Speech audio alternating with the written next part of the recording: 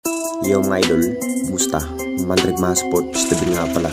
Ating usapan, breaking news, Barangay Nibra, Big Trade, Stephen Holt, bibitawan na nga ba? At Chris Maculo gustong bumawi kung siya pa ang magiging import.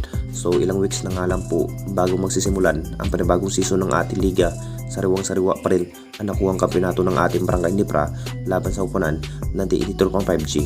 Abala pa rin ang ibang kupunan sa pagpapalakas sa kanilang team tulad ng TNT at SMB para sa paparating na Governors Cup sa July 10. Pero hindi rin magpapahuli ang ating Barangay Nibra. Sariwang-sariwa pa rin ang nakuhang kampeonato ng ating liga. Siguro magbago na nga ba ang pagiging line-up ng ating Barangay Nibra dito mga idol para mas lalo pang lumakas ngayong paparating na season. Marami rin ang nasasabi mga idol, posibleng magagalaw na nga ba ang magiging line-up ng ating Jing Kings kahit nagkakampyon sa PBA Commissioner Cup.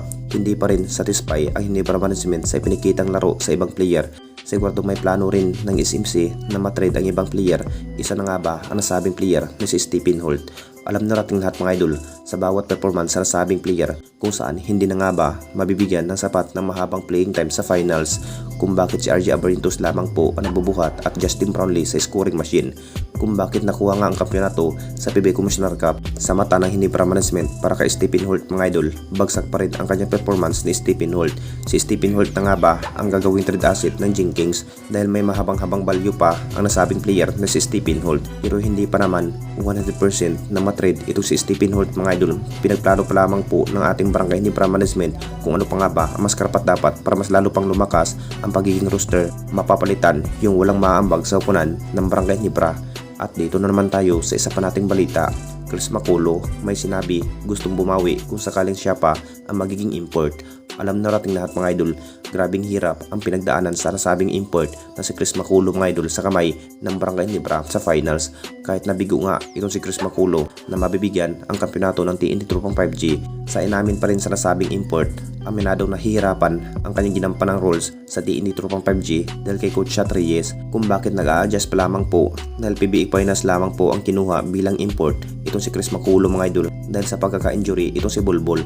Bilib na bilib pa rin itong si Chris Maculo kay Justin Brownlee sa ginawang hassle pay sa ating bis import. Kung sakali may pagkakataon, kunin muli ng TNT 5G itong si Chris Maculo mga idol. Talagang gagawin pa rin ang kanyang bis performance mga idol para matalo lamang po si Justin Brownlee at mabibigyan ng kampeonato ang TNT 5G. Pero malabo na rin na mangyari dahil alam na natin kung hindi pa rin nagugustuhan ang bawat performance ng import, talagang papalitan ka agad. Decision pa rin ng TNT kung sakaling nagagaling na ang bis import na si Hollis Jefferson mga idol.